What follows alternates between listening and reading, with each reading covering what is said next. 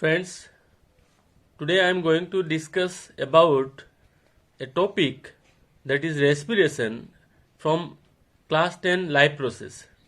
As we know that this is very important and not only for class 10 examination but also for our general knowledge.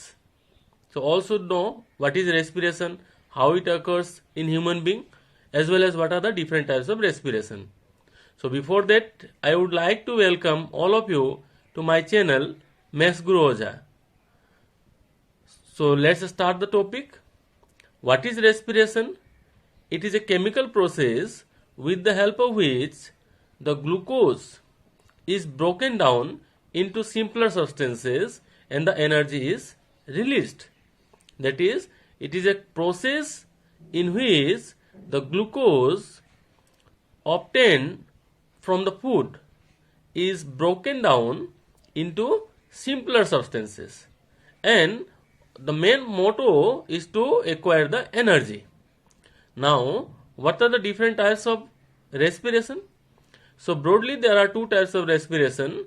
One is anaerobic respiration and another one is aerobic respiration. Before knowing about anaerobic or aerobic respiration, we should know that when we consume carbohydrate, after digestion, the carbohydrate converts to glucose. And the glucose is present in our blood cell. As in case of human being, it is present in our blood cell. So the first step is that this glucose is broken down in cytoplasm from 6 carbon molecule to 3 carbon molecule, that is called pyruvate. As we can see here that glucose that contains 6 molecule of carbon in cytoplasm, that is broken down to 3 molecule of carbon, and that is called what? Pyruvate. Now the respiration will start either aerobic or anaerobic. So what is anaerobic respiration? The respiration which takes place in absence of air, or I should say in limited air. In limited air or in absence of air, where the pyruvate breaks down to 2 carbon molecule, that is called ethanol, carbon dioxide, and with that energy is released. So what is anaerobic respiration? We should say the respiration which takes place in absence of air, where pyruvate breaks down to 2 carbon molecule, that is ethanol, carbon dioxide, and energy is released. Such type of respiration is said to be anaerobic respiration. Whereas in aerobic respiration, it takes place in presence of air, and the 3 carbon molecule, that is the pyruvate, breaks down into carbon dioxide, water, and energy is released. So the broad difference between these two types of respiration is that anaerobic respiration takes place in limited air, or I should say in absence of air, whereas aerobic respiration takes place in presence of air. What is the site of anaerobic respiration? It takes place in yeast or in microorganisms, whereas aerobic respiration takes place in mitochondria. So this is also a very important question, that what is the site of aerobic respiration? So we should write what? Mitochondria. In class 9 we got that mitochondria is a cell organelle which is called powerhouse of the cell. Powerhouse.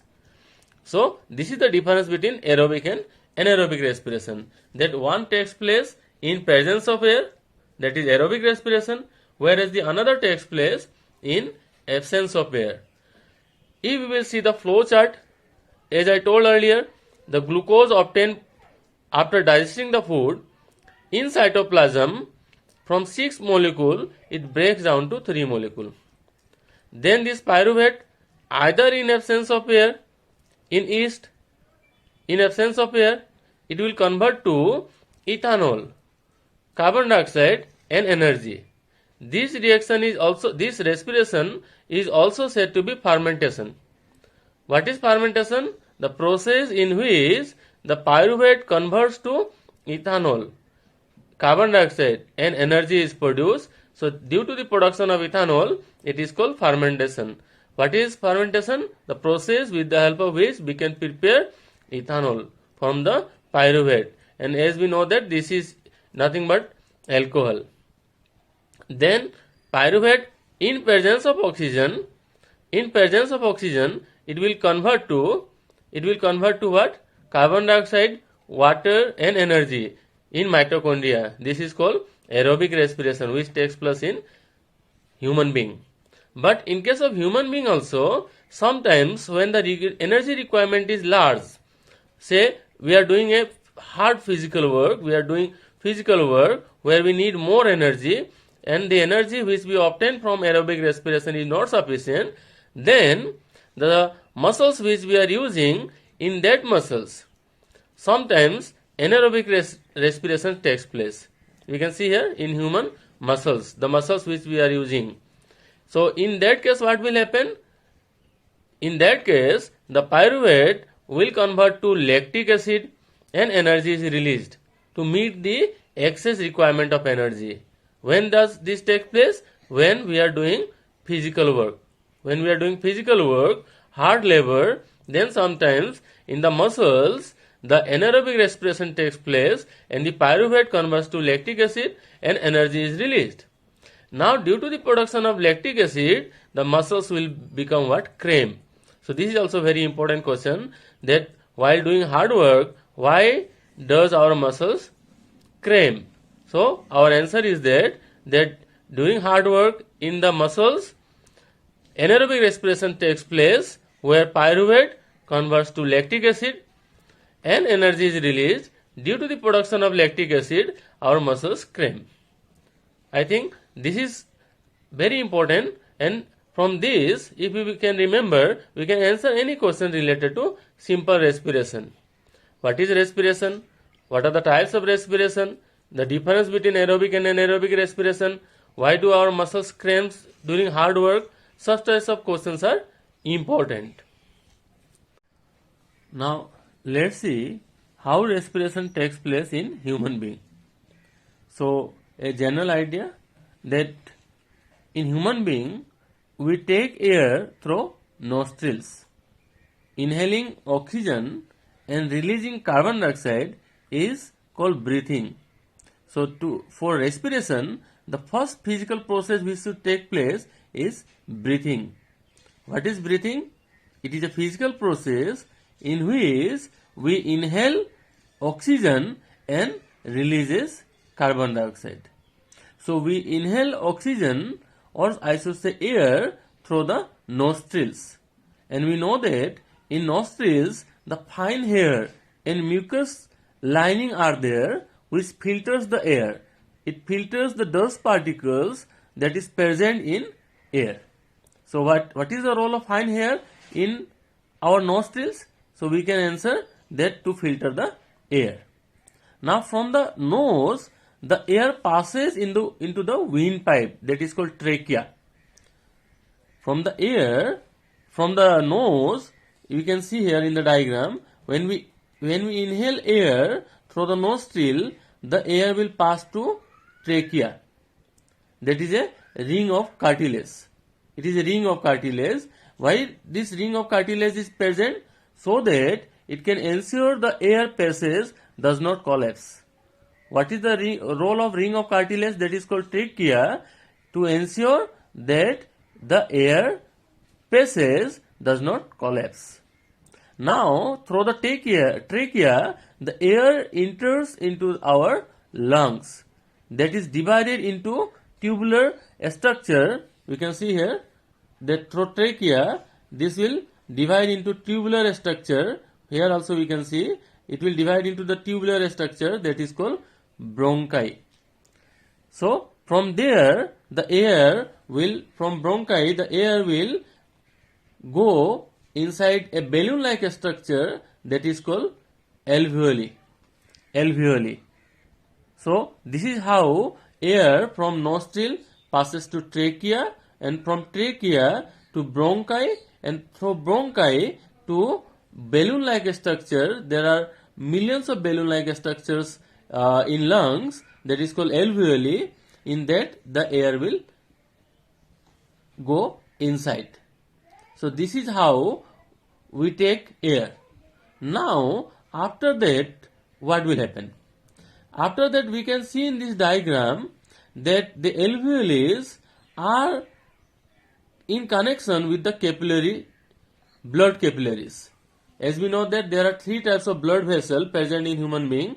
One is artery, another one is vein, and the fine blood vessels that is present in human body is called blood capillaries. So role of artery is that to carry the pure blood to different parts of the body. The role of vein is that it carries the impure blood from different parts of the body to the heart. And the capillaries contains both pure as well as impure blood. It is a fine blood vessels, very fine blood vessels, which are attached or it is interconnected, you can say here, it is attached to the alveoles. So when the air goes inside the alveoles, the air sac, we should say, from the alveoles, the air will pass on to capillaries by the process of diffusion. By the process of diffusion, from alveoles, the air will go inside blood capillaries. And in blood capillaries, already glucose is present, which will oxidize with the help of oxygen, and it will break down to produce energy, as we discussed in respiration. That glucose breaks to pyruvate. Pyruvates will break in presence of oxygen to carbon dioxide, water, and energy is released. Now the carbon dioxide which is present in the capillaries, again by the process of diffusion, it will come back to the alveoles. And from alveoles, it will follow the same path. From alveoles, the carbon dioxide will come to tubular structure, that is bronchi. From bronchi, it will come to tracheae, ring of cartilage. From tracheae, it will either through the nostril or through the mouth cavity, carbon dioxide gas is released. So this is the way in human being respiration takes place. The first part which we discuss here, that is the breathing, where we are inhaling oxygen.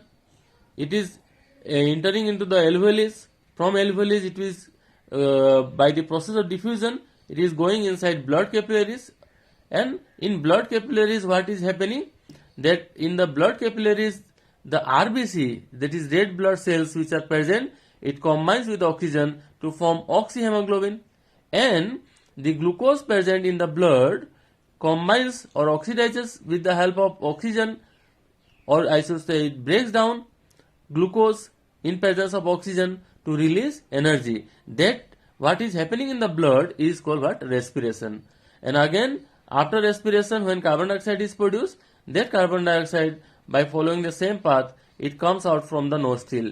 That is the breathing. This is how respiration takes place in human being. Let us recall once again how this takes place. Yes, we can see through the nostril we will inhale air. That through the nostril it will pass to tracheae to the tubular structure. Then from there the alveoles, that is the balloon-like structure. From alveoles it will go to the blood capillaries. In blood capillaries it will combine with RBC, and it will oxidize glucose present in the blood to form carbon dioxide, energy, and the carbon dioxide again by the process of diffusion will come back to the alveoles, and it by following the same path it will come out from the nostril. So this is how respiration takes place in human being. So I hope this respiration topic is clear to all of you. अगर आप लोगों को ये topic अच्छा लगा हो तो kindly आप सभी इसे एक दूसरे को शेयर करें, लाइक करें और कमेंट करें, जिससे मैं और भी इस तरह के टॉपिक आप सबके लिए ला सकूं. Thank you.